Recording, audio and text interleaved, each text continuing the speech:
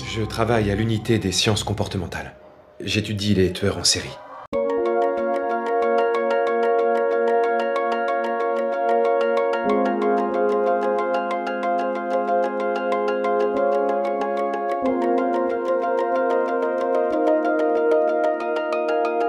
La série Mindhunter est très réaliste parce que on voit que ces entretiens sont menés à la fin des années 70, au début des années 80, et à l'époque, le FBI et notamment le BSU, le Behavioral Science Unit, qui est composé de 12 membres, l'unité des sciences du comportement, interroge de manière systématique 36 tueurs en série américains. Vous savez, il y en a plein d'autres comme moi. Comme on le voit dans la série, c'est des entretiens purement audio, avec des magnétophones à bande, les vieux Nagra. Comme il y a une épidémie de meurtres en série, c'est d'essayer de comprendre comment fonctionnent ces individus pour pouvoir élaborer des bases de données informatiques. Quelques années plus tard, ils vont créer le VCAP, qui est une base de données informatique qui permet de rapprocher des crimes sur tout le territoire américain.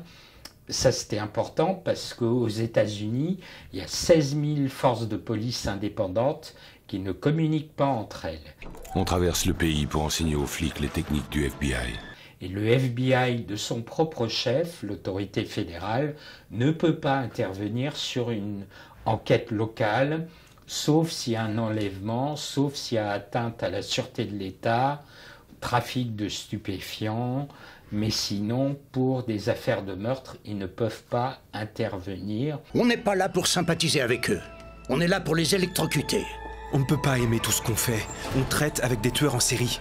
Des tueurs en série. C'est le nouveau terme. Je te préviens, ton attitude va te porter la poisse.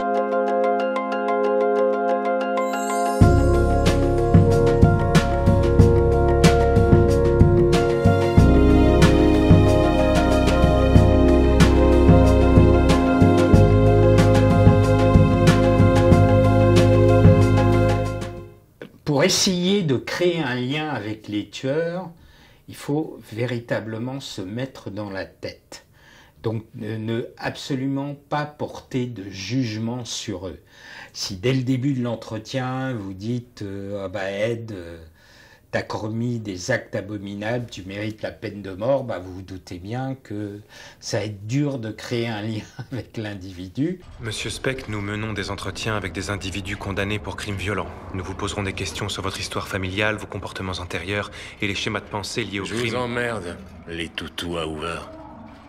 Notre objectif étant de publier une étude statistique où votre nom ne sera pas mentionné. Putain, t'as intérêt à le connaître, mon nom. Je vous demande pardon. Je vous demande pardon, va te faire foutre.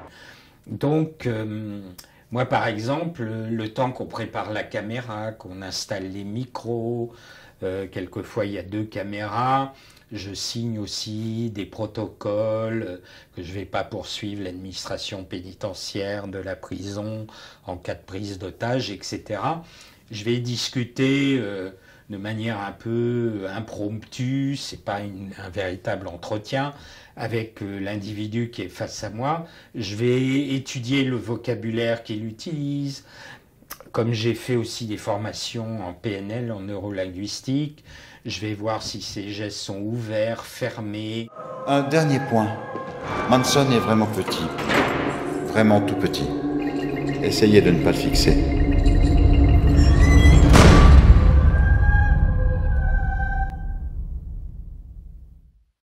Lorsque je le rencontre, c'est dans la prison de Vacaville au début des années 80.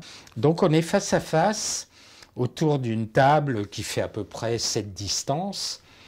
Donc moi je suis beaucoup plus grand que lui et du coup dès qu'il s'installe, il s'assoit en fait sur le dossier de la chaise, comme ça il me domine. Et du coup, je fais pareil.